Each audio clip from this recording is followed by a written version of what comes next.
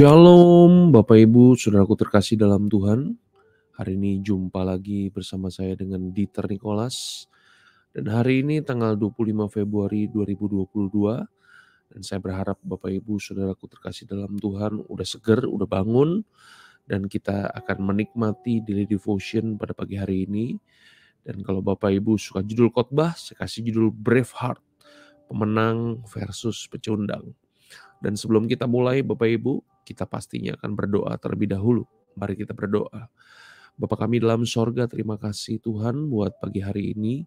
Kami bersyukur buat penyertaan Tuhan sepanjang malam hari ini.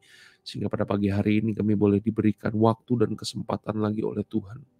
Biar kiranya hari ini Tuhan penuhi kehidupan kami dengan kebenaran-Mu. Tuhan tuntun kehidupan kami. Terima kasih ya Bapa. Kami sambut firman-Mu di dalam nama Tuhan kami Yesus Kristus. Haleluya. Amin.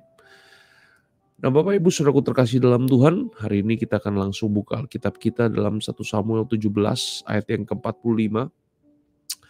Ini sebuah kisah yang sangat fenomenal, sangat luar biasa ya. Sering kali kita dengar ini pertempuran antara Daud dengan Goliat Bapak Ibu ya. Waktu Daud mendatangi Goliat, apa yang dikatakan kepada Goliat? 1 Samuel 17 ayat yang 45, firman Tuhan katakan seperti ini. Tetapi Daud berkata kepada orang Filistin itu, engkau mendatangi aku dengan pedang dan tombak dan lembing, tetapi aku mendatangi engkau dengan nama Tuhan semesta alam, Allah segala barisan Israel yang kau tantang itu. Bapak Ibu Saudaraku terkasih dalam Tuhan, saya mau katakan pada pagi hari ini bahwa masalah itu harus kita hadapi. Tantangan itu harus kita ladeni Bapak Ibu. Tekanan yang hadir dalam kehidupan kita harus diatasi. Penderitaan yang Tuhan izinkan terjadi dalam hidup kita, itu harus dijalani. Nah sayangnya Bapak Ibu, banyak orang yang memiliki respon yang keliru saat berhadapan dengan yang namanya masalah. Bukannya berani menghadapi masalah dan menyelesaikannya, tetapi banyak orang justru mencoba menghindar dan lari dari masalah. Beberapa orang memilih seperti burung unta yang menenggelamkan kepalanya ke dalam pasir supaya tidak melihat masalah. Kenapa? Karena seringkali orang berpikir kalau nggak lihat masalah berarti masalahnya nggak ada. Bapak Ibu Saudaraku terkasih dalam Tuhan, ini adalah respon-respon yang keliru.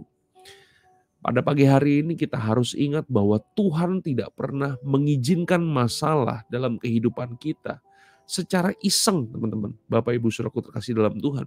Dia selalu memiliki tujuan di balik semua yang terjadi dalam kehidupan setiap kita.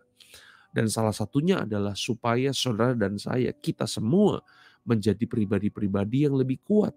Menjadi pribadi-pribadi yang lebih tangguh. Menjadi lebih berani. Dan supaya kita punya pengalaman berjalan bersama dengan Tuhan dan mengalami kuasa Tuhan. Bapak Ibu Saudaraku terkasih dalam Tuhan, apa sih yang membedakan antara pemenang kehidupan dengan pecundang? Bapak Ibu, pecundang akan berusaha menghindar dari masalah dan selalu lari dari kenyataan hidup. Sedangkan pemenang ya itu selalu berani menghadapi masalah dan menyelesaikannya. Bapak Ibu, kalau Bapak Ibu pernah nonton sebuah film Braveheart, ada sebuah dialog yang menarik yang disuguhkan di film ini Bapak Ibu. Sang pahlawan yang dibintangi oleh Mel Gibson memberikan semangat ke para pengikutnya. Dia katakan begini, bertarung dan engkau bisa mati. Lari dan engkau akan hidup. Setidaknya untuk sementara dan sekarat di ranjangmu sekian tahun dari sekarang. Maukah engkau menukar semua itu dengan sebuah kesempatan hari ini dengan mengatakan kepada musuh kita bahwa mereka mungkin merampas kehidupan kita, tetapi mereka tidak akan pernah bisa merampas kemerdekaan kita. Bapak Ibu Saudaraku terkasih dalam Tuhan, hari ini jangan takut.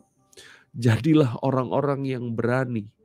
Bahkan ketika kita harus berhadapan dengan raksasa Goliat, percayalah Tuhan mencari orang-orang yang berani menghadapi masalah dan memberikan mereka kekuatan untuk bisa menaklukkannya. Nah, Bapak Ibu, apakah kita termasuk di dalamnya? Atau hari ini justru sebaliknya, kita memilih cara aman yang sebenarnya sangat tidak aman, yaitu lari dari masalah dan memilih menjadi pecundang. Ya, oleh sebab itu, kalau hari ini kita diperhadapkan dengan masalah-masalah kehidupan, mari kita mau katakan kepada masalah itu, aku mendatangi engkau dengan nama Tuhan semesta alam, Allah segala barisan Israel yang kau tantang itu. Bapak Ibu Saudaraku terkasih dalam Tuhan, banyak gak sih tokoh-tokoh di Alkitab yang punya keberanian yang luar biasa? Ya, salah satu contoh di dalam perjanjian baru. Saya mau angkat nih tokohnya ya Bapak Ibu ya. Namanya Stefanus. Stefanus ini adalah salah satu dari 7 diaken gereja mula-mula. Ya, dia seorang yang penuh iman dan Roh Kudus. Selain itu Bapak Ibu, Stefanus juga penuh dengan karunia dan kuasa.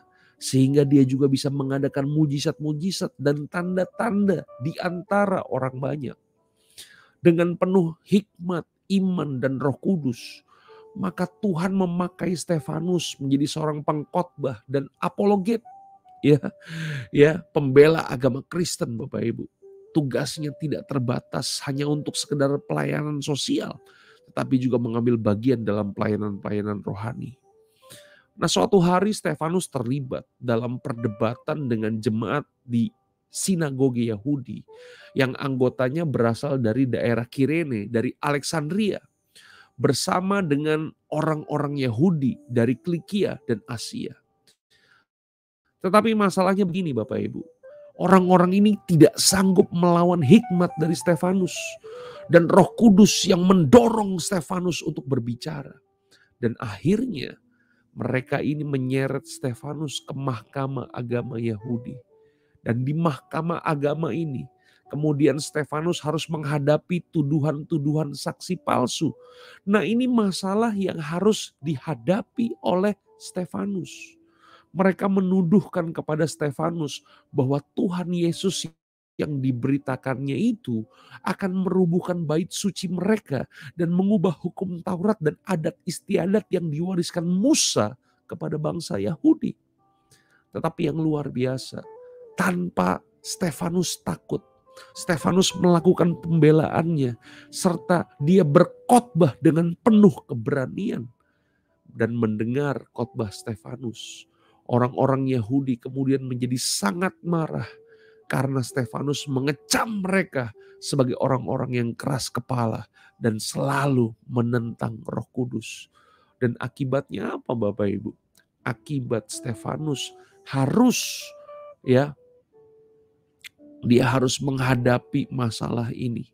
Akibatnya mereka pun melempari Stefanus dengan batu, dirajam dengan batu sampai mati. Bahkan yang luar biasa Bapak Ibu, ketika Stefanus akan meninggal, dia masih sempat berdoa untuk orang-orang yang melemparinya. Ya, Stefanus berdoa sementara mereka terus melemparinya dengan batu. Ya, Stefanus berdoa semoga Tuhan mengampuni perbuatan mereka. Ini yang luar biasa Bapak Ibu. Dan kita mengerti nama Stefanus tetap tercatat dalam Alkitab sebagai pahlawan iman. Hari ini Bapak Ibu, kalau kita menyadari bahwa ada Tuhan bersama dengan kita, kalau ada kebenaran bersama dengan kita, jangan pernah takut. Sekali lagi, masalah harus dihadapi, tantangan harus diladeni, tekanan harus diatasi, penderitaan harus dijalani. Apapun yang kita alami, kalau kita berjalan bersama dengan Tuhan, kita akan melewatinya juga bersama dengan Tuhan. Mari kita berdoa. Bapa kami dalam sorga, terima kasih Tuhan buat hari ini. Kalau hari ini kami boleh belajar firman Tuhan. Kami belajar dari Daud, kami belajar dari Stefanus. Kami gak mau lari dari masalah yang menghantam kehidupan kami.